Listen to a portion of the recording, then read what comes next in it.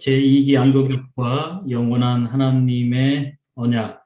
오늘은 제5과 약속의 자녀들에 대해서 우리가 좀 내용을 살펴보도록 하겠습니다.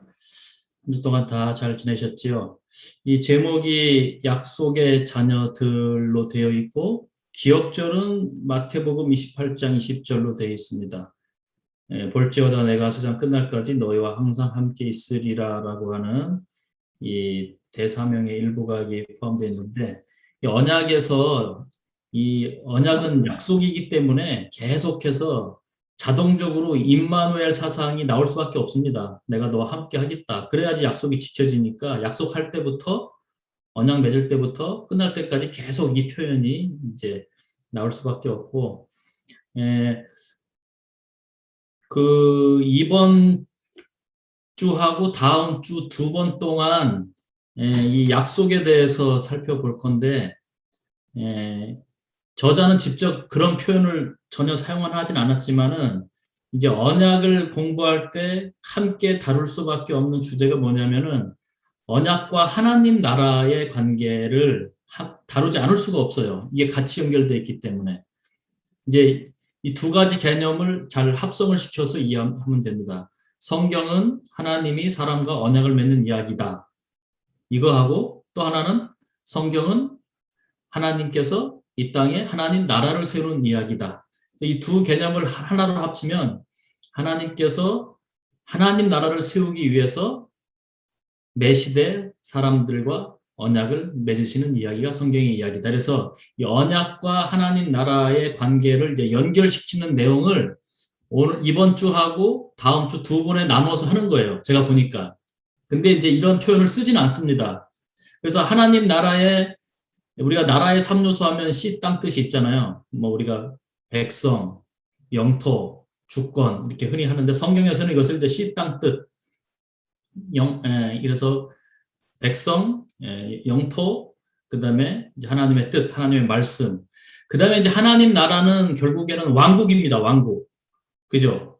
하나님께서 통치하시고 메시아를 보내주신다는 약속이기 때문에 하나님 나라의 뭐 3요소 하면 씨, 땅, 뜻이라고 정리할 수 있고 4요소라고 하면은 이제 왕을 포함합니다. 왕을. 그리고 이제 이것을 4요소로 안 하고 3요소로 하면은 왕을 이쪽 씨에다가 갖다 붙여서 씨 중에 씨가 왕이잖아요. 그래서 이제 여기다 씨에다 붙일 수도 있고 왕을 따로 뗄 수가 있습니다. 그렇게 해서 이 복이라고 하는 건 뭐냐? 하나님의 씨들이 하나님의 땅에서 하나님의 뜻대로 하나님의 왕의 통치를 받고 있는 상태를 복이다. 그래서 이 언약과 하나님 나라의 이 요소들을 이렇게 연결시켜서 이해하는 게 중요하고, 그런 의미에서 여기 이제 도표의 이제 씨, 땅, 뜻 3요소를 기본적으로 여기 이해를 하셔야 되는데, 그러다 보니까 아브라함 언약에도 씨, 땅, 뜻, 왕, 복의 개념이 들어있고, 이번 주에는 약속의 자녀들, 이 중에서 이제 언약이니까 약속의 요소가 당연히 있겠죠.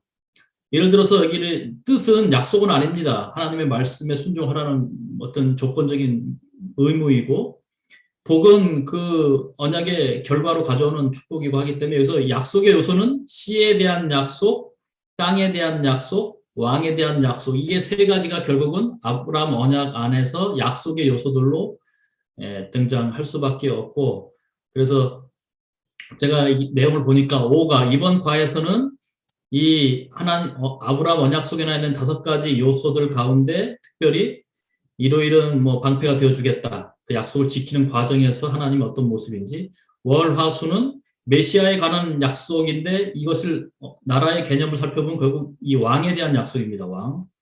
그 다음에 수요일은 강대한 나라가 되어주겠다. 큰 민족. 이것은 씨에 대한 것입니다. 민족에 관한 것. 그 다음에 그런 과정을 통해서 이름을 창백해준다고 하는 이러한 하나님 나라의 그 약속의 요소들을 이번 과에서 다루고 있고, 다음 과를 제가 이렇게 봤더니 다음 과에도 그 내용을 이제 씨, 땅, 뜻을, 땅이 나오죠, 직접. 땅에 대한 약속, 이스라엘도 이제 이스라엘 백성, 씨에 대한 약속, 남은 자손은 씨 중에 남은 자라는 개념, 또 이 마지막 이스라엘, 영적 이스라엘, 이 교회를 뜻하는, 그래서 이번 주, 다음 주는 계속해서 이 하나님 나라와 관련된 이 5가지 요소들을 나누어서 공부한다. 이렇게 이해를 하시면 되겠습니다. 그렇게 해서 아브라함 언약을 3번 다루는 거예요. 지난주에 1번 다뤘고, 이번 주하고 다음 주는 약속의 요소들을 가지고 씨 땅 뜻을 이렇게 좀 나누어서 세밀하게 다룬다. 이렇게 생각하시면 되고, 여기 예화가 하나 등장하죠. 안식일 소지에 보면은, 아빠하고 10살짜리 소녀가 이렇게 수영하다가 조류에 이제 휘말렸는데, 아빠가 이제, 이게 뭡니까? 119에 구조대원을 부르기로 가는 사이에, 뭐라고 말하죠? 아빠가 돌아올 테니까, 누워서, 이게 이렇게, 뭐라고 합니까? 하루 종일 떠있을 수 있다. 누운 채 수영하면 된다. 이렇게 떠 있거라. 아빠가 꼭 돌아온다. 그래서 4시간 만에 겨우 이제 구조대가 왔더니, 이 소녀가 당황도 안 하고 아주 평온한 얼굴로 오히려 이게 놀라고 자기를 구해러 온 구조대원들을 보고 이제 오히려 놀라죠. 근데 이 소녀가 한 말이, 에, 아빠가 뒤로 누운 채 떠 있으면 하루 종일이라도 떠 있을 수 있다고 하셨어요. 그리고 꼭 돌아오신다고 하셨거든요. 그래서 저는 수영하면서 떠 있기만 했어요.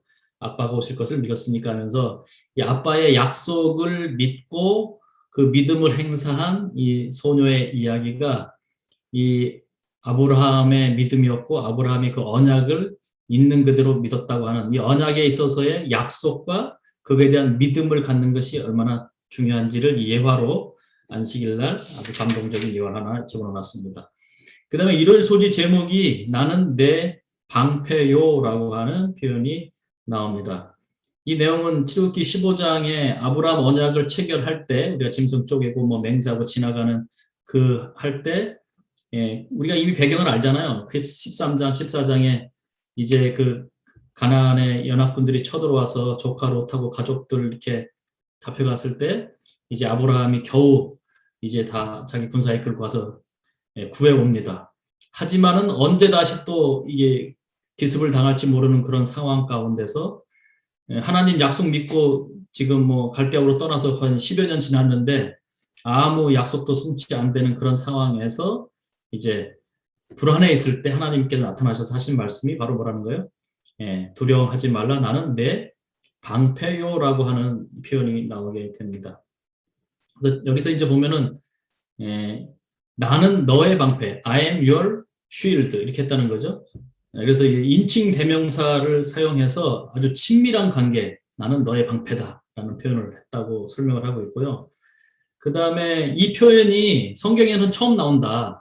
시편 읽어보시면 여호와는 나의 방패, 그분은 나의 산성이시오, 요새이시오, 피난처이시오, 칼이오, 방패로. 그러니까 이제 인간이 하나님을 그렇게 표현한 말은 많이 있지만 하나님 자신이 나는 너의 방패다 한 것은 성경의 최초의 표현이다.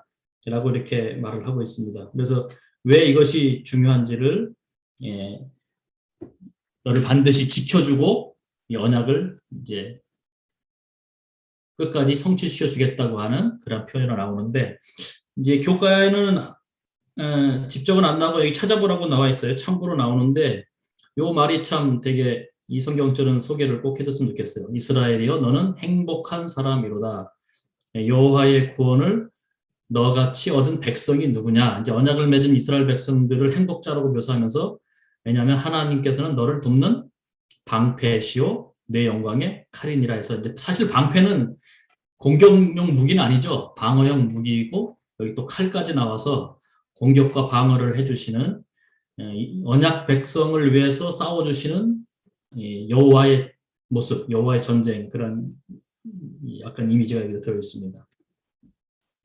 근데 이제 제가 개인적으로 이제 충격적인 표현, 이 방패랑 관련돼서 교과는 없지만 제 개인적인 에피소드를 들려드리면 바로 이 말씀입니다. 시편 35편 2절에 있는 말씀인데 방패와 손방패를 잡으시고 일어나 나를 도우소서. 이건 이제 다윗이 쓴 것인지 모르겠는데 하나님께 방패와 손방패를 잡으시고 일어나 나를 도우소서.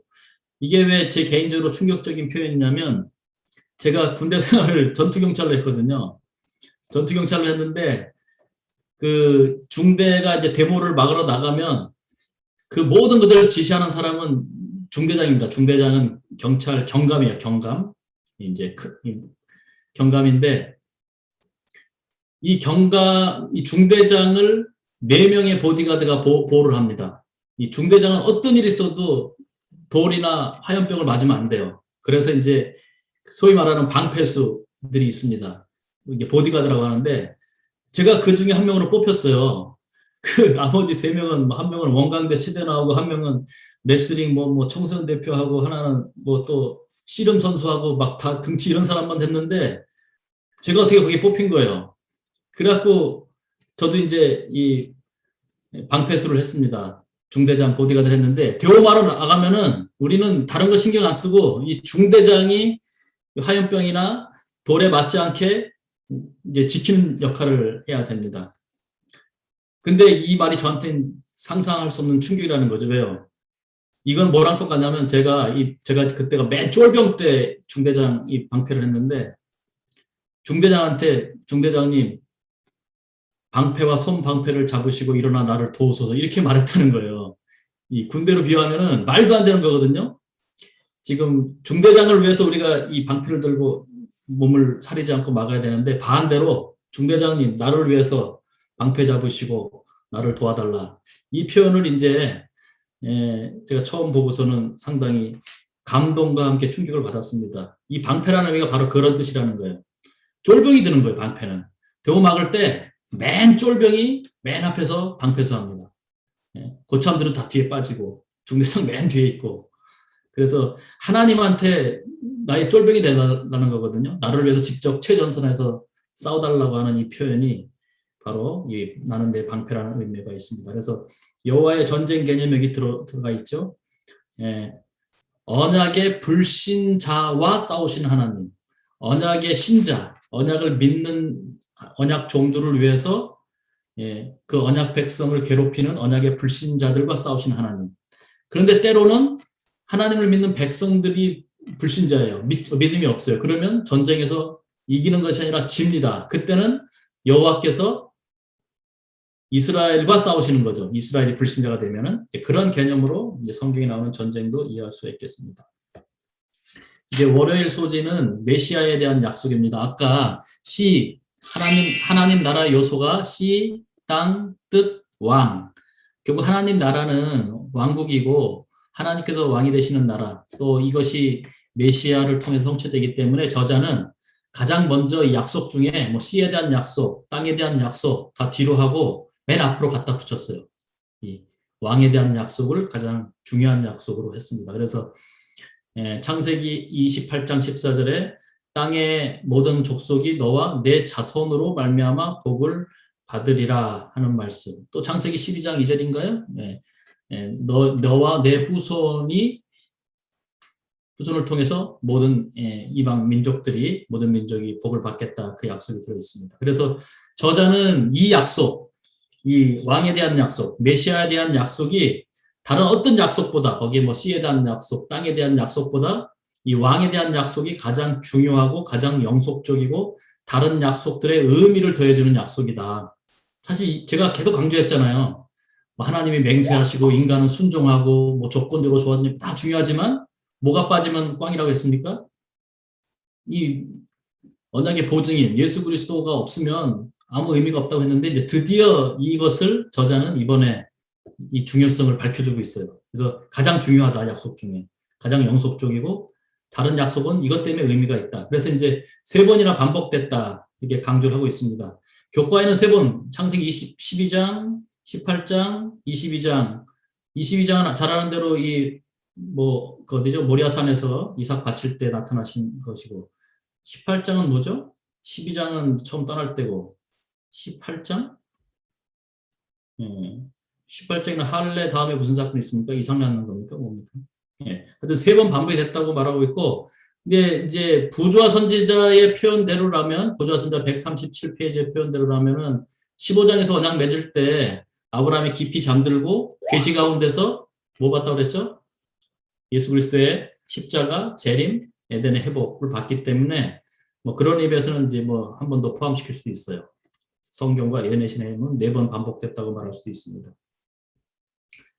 저자는 여기 이제 갈라디아 3장 29절을 가지고 너희가 그리스도의 것이면은 아브라함의 자손이고 약속대로 아브라함의 언약을 상속받을 자다 이 표현을 이게 썼는데 제 개인적으로는 이 성경절보다는 3장 16절을 써주는 게 훨씬 이해가 쉽고 확실한 것 같아요.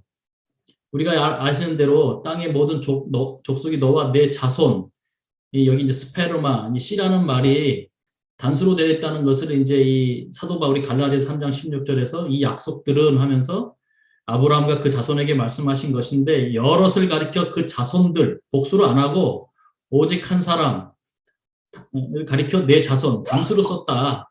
그래서 여기 말한 너와 내 자손이라고 하는 것은 이스라엘 백성 후손들이 아니라 바로 예수 그리스도를 말하는 것이고 예수 그리스도를 통해서 이 모든 복이 온다고 했기 때문에 이래서 이게 가장 중요하고 가장 의미가 있고 다른 약속들의 의미를 더해주는 것이다. 그래서 저는 갈라디아 3장 29절보다는 이 3장 16절이 더 확실하게 이렇게 표현을 하기 때문에 요거를 좀 설명에 포함시키면 더 좋겠다는 생각이 듭니다. 그래서 이 모든 약속들 중에 가장 위대한 약속은 세상에 구주를 보내시겠다는 약속, 메시아에 대한 약속이고 우리가 지금까지 배운 개념대로 설명을 하면 영원한 언약, 창세전에 맺은 언약을 통해서 모든 언약에 언약 보증인을 약속시키고 포함시킨 그것. 그래서 그런 의미에서 모든 언약은 은혜의 언약이라는 것이죠. 근데 고대 종주권 언약은 이 보증인이 없기 때문에 언약이 깨어지면은 결국에는 저주밖에 없습니다. 피해 복수가 이어지지만 이 성경의 언약은 은혜, 그리스도의 보증이 들어있다. 그런 의미에서 이 모든 언약은 새 언약이죠. 그리고 예수님이 십자가에서 비준한 이후로부터 새 언약으로 불린 그 언약을 말하고 있습니다. 여기 부좌 선지자 125페이지에 이 내용은 이 메시아에 대한 약속 2 여기에 1에 나오질 않고 한참 뒤에 나옵니다. 이게 맨 마지막 목요일 소식인가요? 여기 나오는데 제가 저자라면은 이 순서대로 했을 것 같아요. 교과를. 이 씨 땅 뜻에 대한 약속을 그냥 씨, 땅, 뜻, 왕, 복 이 순서대로 나눠서 하든지 아니면 이 부좌 선지자의 순서대로 하면은 훨씬 쉬울 것 같아요. 왜냐하면 당대 사람들에게 특별히 소중했던 자손의 번영, 씨에 대한 약속이죠. 또 국가적 위대함에 대한 약속이 아브라함에게 주어졌다. 내가 너로 큰 민족을 이루게 하고 복을 줘 내 이름을 창대케 하리 하면서 이번 교과에 이제 여기 국가에 대한 약속, 자손의 변형, 이름을 창대케 한다 이런 내용이 나오는데 이런 약속들은 아브라함 언약뿐만 아니라 당대 사람들에게 중요했다는 거예요. 당대 사람들도 한 나라를 세우면은 이런 복을 다 받기를 원했다는 거죠. 나라 잘 되고 자손 번영하고 국가 위대하고 이름이 창대하는 거는 모든 나라가 다 바랐던 그런 소원들이라는 거예요. 그런데 하나님의 언약은 뭐가 탁월하냐? 이것에 더하여 그 믿음의 후사에게는 다른 모든 것보다 귀중한 보증 곧 그의 혈통에서 세상에 구주가 나시려는 약속을 다음과 같이 조증이 주었다면서 다른 나라들도 다 이런 왕국들도 이런 자손 번영 국가가 위대해지고 민족이 큰 민족이 되고 이름이 창대케 되는 것을 다 꿈꾸고 복의 근원이 되는 걸 원하지만은 하나님 나라는 여기에 뭐가 더 들었다는 거예요? 이 모든 것을 이루실 메시아 구세주가 있다는 약속. 그래서 제가 저자라면은 자손에 관한 약속, 국가적 위대함에 관한 약속, 여기 큰 민족에 관한 약속, 이름을 창대케 하는 약속을 월, 화, 수, 목 이렇게 배치를 하고 이에 더하여 이런 약속들은 일반적인 왕국에서도 하는 거 아니냐. 그러나 하나님의 언약이 탁월한 것은 이에 더해서 바로 메시아가 오실, 구주가 오실 거라는 약속이 더해졌다. 이렇게 이제 마무리를 짓는 게 더 좋은데 저자는 이게 중요하니까 오히려 앞에다 끌어놓은 것 같아요. 월요일 소재 먼저 놓고 여기 파란색 부분들을 뒤에 배치를 했습니다. 그렇게 좀 바라보시면 될 것 같고.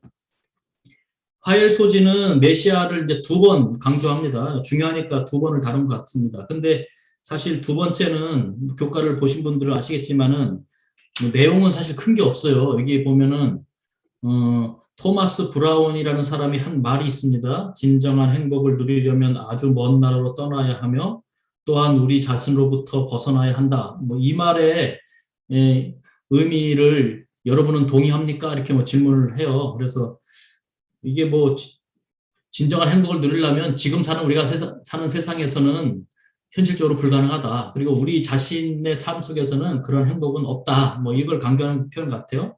그 다음에 이제 어거스틴의 글을 아주 길게 거의 이 페이지에 교과의 한 70% 이상을 어거스틴의 글로 장식을 하는데, 다 거기 내용이 뭐냐면은 이 세상의 죄악된 모습들, 인간의 어떤 죄된 모습들 해서 결국 우리 인간에게는 희망이 없다. 아무 희망이 없고 다 우리 인간은 파멸적인 존재가 돼서 죽을 수밖에 없다. 이런 이제 글들을 하면서 이제 질문을 던집니다. 다음 성경지의 문맥에서 다시 한번 읽어보라 하면서 이 토마스 브라운이 했던 말, 이 세상에서는 행복이 없다는 말을 어떻게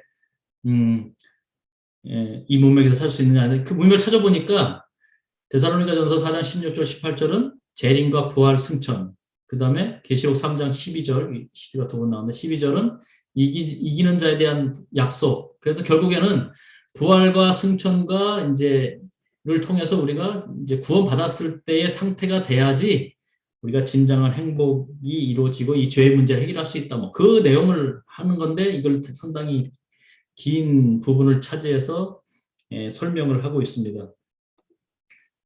그리고 이제 마무리를 맨 밑에 보시면 그러나 인간에게는 희망이 없지만 아브라함의 언약을 성취하신 바로 예수 그리스도의 생애와 죽음과 부활과 대제사장 봉자로 인해서 성취되었다고 오히려 이걸 되게 짧게 설명을 하거든요. 근데 저는 개인적으로 어거스틴이나 토마스 브라운의 말이 어거스틴의 글이 너무 이제 길게 나와 있고 차라리 누가복음 1장 70절로 75절에 나온 이 말씀을 여기서 좀 소개해 주는 게 좋을 뻔했다 생각이 들어요. 왜냐하면 왜 메시아에 대한 약속이 그럼 어떻게 성취되었는가? 지금 누가복음 1장 이게 70절로 75절이 이게 마리아의 기도입니까? 사가랴의 기도입니까? 이게 아마 아니면 엘리사벳인가? 이게 누가복음 1장이 누구의 기도죠, 이게? 거기에 보면은 예수님의 탄생, 또 침례 요한의 등장과 예수님의 탄생에 대해서 분명히 말했거든요. 우리 원수에게서와 우리를 미워하시는 자의 모든 자의 손에서 구원하신 일이라. 우리 조상을 긍휼히 여기시며 그 거룩한 언약을 기억하셨으니 곧 우리 조상 아브라함에게 하신 맹세라 하면서 예수님의 탄생을 이 거룩한 언약을 기억하시고 아브라함에게 하신 맹세를 지키시게 하기 위해서 예수님이 탄생하셨다 해서 여기 이제 생애라고 했는데 예수 그리스도의 성육신, 탄생, 생애, 죽음, 부활, 그 이후에 승천 후에 대제사장 봉사. 다시 말하면 이제 새 언약이 예수 그리스도를 통해서 어떻게 성취되었는가. 그거를 좀 설명해 주는 게 이미 이제 첫째 날은 월요일 날은 이 메시아에 대해서 좀 설명을 했으니까 화요일 날은 그걸 좀 보강해 주면 좋겠다는 생각이 듭니다. 수요일 소지는 강대한 나라. 결국은 제가 처음에 말씀드린 언약과 하나님 나라를 연결시켜서 하기 때문에 당연히 이제 강대한 나라가 될 수밖에 없고 이 나라에 대한 약속을 이제 성경에는 직접 강대한 나라가 되게 해주겠다, 또 큰 민족이 되게 해주겠다 하는 이런 약속을 하십니다. 그러나 하나님께서 그냥 하나님 믿으니까 큰 나라, 하나님 믿는 나라는 힘센 나라, 전쟁에서 지지 않는 나라, 그런 의미에서의 강대국이 아니다. 어떤 의미에서 큰 민족이고 어떤 의미에서 강대한 나라를 만들어 주시겠다고 하느냐. 이방 나라들 중에 더 힘센 나라, 그러나 하나님 섬기는 나라, 그런 수준의 나라가 아니다. 그래서 이제 언약을 맺으신 나라라는 거죠. 언약 국가를 세웠는데 그 이유가 뭐냐. 여기 이제 언약 국가를 표현한 말이 여기 3개가 등장을 하는데 교과에는 2개만 나오지만 제가 여기 하나를 추가했습니다. 1번은 뭐냐면 출애굽기 19장 5절로 6절에 보시면 이스라엘 백성과 언약을 맺으시면서 너희는 내 소유가 될 것이고 제사장 나라가 될 것이고 거룩한 백성이 되겠다. 제사장 나라는 표현을 썼고 또 출애굽기 4장 22절에는 교과에는 안 나오지만 제가 찾아봤습니다. 이스라엘은 내 아들 내 장자라는 말을 썼습니다. 제사장 나라 장자. 또 교과에 나오는 표현은 신명기 4장 6절로 8절에 지혜와 지식이 있는 백성. 이 3가지 표현의 공통점이 뭐냐? 결국에는 제사장이 뭐 하는 거죠? 죄로부터 사람들을 돌이키는 일이잖아요. 그래서 이스라엘 백성들이 제사장이 된다고 하는 것은 죄에 빠져 있는 이방 사람들을 언약으로 돌이키고 이제 죄의 문제를 해결해 주는 사람입니다. 그런 의미에서 이제 이스라엘 백성들은 선교사라는 거죠. 선교 국가입니다. 이스라엘을 통해서 이방 사람들을 구원하는 목적이 이 강대국을 만들어준 이유가 되겠고, 장자라는 말도 똑같아요. 우리 지난 시간에 장자의 세 가지 축복 언급하면서 우리가 재산도 두 배 받고 또 뭐 있습니까? 가족에서 제사장 역할을 하는 것도 죄 가운데 빠져 있는 형제 자매 가족들을 제사를 통해서 회복시켜주는 역할, 구원의 역할입니다. 선교적 특성이 있는 것이고, 여기 지혜와 지식이 있는 백성도 마찬가지예요. 이방 사람들이 저기는 우상 숭배 안 하고 하나님 믿는데도 어떻게 저렇게 잘 먹고 잘 살지? 다 농사도 잘 되고 뭐도 잘 되고 하면서 거기는 과연 지혜와 지식이 있는 백성이다. 왜 그러느냐? 언약을 맺고 하나님의 계명과 율법을 가진 공의로운 큰 나라가 아니냐 하면서 이제 감탄을 하죠. 그런 나라가 되게 해주겠다는. 그래서 이 강대한 나라의 근본적인 목표는 결국은 이방인 선교와 구원을 위해서 있다. 그래서 이 교과에 이제 인용을 거기 영감의 교훈에 강대한 나라를 왜 세웠느냐? 그들은 하나님의 정부가 우수하다는 것을 보여주는 하나님의 예증이 되게 하기 위해서, 살아있는 샘플이죠. 하나님 믿으면 저렇게 복받는다. 강대한 나라가 된다. 지혜와 지식 있는 나라가 된다. 거룩한 백성이 된다는 것을 이스라엘 백성, 이스라엘 나라를 통해서 보여주시겠다고 하는 약속입니다. 이제 목요일 소지는 내 이름을 창대하게 하리라는 약속입니다. 이름을 창답케 해주겠다는 약속은 창세기 12장 2절에 가장 먼저 나오고요. 이게 저자는 이제 이름을 낸다고 하는 이 두 사건을 그 가까운 시대에 두 사건과 이제 대조를 하면서 바벨탑을 만들 때도 사람들이 뭐라고 말합니까? 우리가 우리의 이름을 내자 하면서 이제 바벨탑을 쌓잖아요. 그러나 아브라함은 뭐 스스로 내려고 하는 것이 아니라 하나님께서 그 이름을 창대케 해주시겠다라고 하면서 둘 다 이름이 나게 되는데, 이름이 창대해지는데 완전히 전혀 다른 의미에서 이름이 창대해진다. 그래서 이제 이 바벨탑의 정신을 저자는 행함으로 말미암는 구원이라 비유를 했고, 아브라함 언약의 정신을 자기 스스로 이름을 내는 것이 아니라 하나님께서 언약에 순종했을 때 복을 줘서 이름을 창대하기 때문에 믿음으로 말미암는 구원이다. 이렇게 이제 좀 약간 알레고리 비슷하게 해석을 합니다. 그렇게 해서 어쨌든 행함으로 말미암은 구원과 믿음으로 말미암은 구원을 여기에 또 이렇게 반영을 시켰고요. 이 성경에서 이름이 창대해진다는 이 창대의 의미는 일반적인 의미의 그 유명해진다는 말과는 다르다. 오늘 그 여러분 방송에서 보셨겠지만 아카데미 여우 조연상, 윤여정 이 배우가 우리나라 최초로 받았다고 하죠. 이 순간 이 사람은 엄청 전 세계적으로 유명해지고, 그 미나리라는 영화가 이제 또 엄청 또 유명해지고 이제 뜨게 될 텐데, 이런 의미에서 세상에서는 그냥 이게 바로 창대해지는 것입니다. 이름이 창대해지는 것. 근데 성경이 말하는 언약적 의미에서의 이 창대는 그런 이름이 창대된 뜻이 아니다. 그래서 교과에는 여기 한 4가지를 말했습니다. 선한 품성과 순종과 겸손과 남을 사랑하는 것이 하나님 보시기에 이름이 창대해진다고 하는 그런 개념이다. 그래서 이 세상적인 의미에서 창대와는 다르다. 근데 어쨌든 아브라함 때문에 기독교, 유대교, 또 이슬람교들은 다 믿음의 조상으로 보고 있고, 또 하나님을 믿는 지금 영적 이스라엘도 사실은 아브라함을 우리 영적 믿음의 조상으로 보기 때문에 일반적인 의미에서도 이미 아브라함은 이름이 창대해진 게 아닌가, 이렇게도 생각을 할 수가 있습니다. 이거랑 관련돼서 제가 여기 교과에는 없지만은 질문 하나 던지면은 다윗 왕 때 성전을 건축하지 않은 이유, 이제 이름과 관련돼서 왜 다윗 왕 때 성전을 건축하지 않았는가? 다윗이 이제 피를 많이 흘려서 그랬고, 결국에는 피를 흘리지 않은 솔로몬 시대에 성전을 건축하게 됩니다. 그 이유는 뭐라는 거예요? 다윗 왕 때 성전을 건축해버리면 그 이방 사람들이 저 성전을 보고 다 뭐라고 생각한다는 거예요? 우리 다 쫓아내고 우리 아버지 죽이고 우리 어머니 죽이고 우리 할머니 할아버지 죽였던 저 다윗이 세운 저 성전, 그 하나님은 전쟁을 좋아하시는 하나님, 이스라엘만 사랑하시고 이방인은 다 쫓아내고 죽이시는 하나님, 이렇게 이제 하나님의 품성을 오해한다는 거죠. 그래서 피를 흘리지 않은 솔로몬 시대로 늦추어서 성전을 건축하게 됩니다.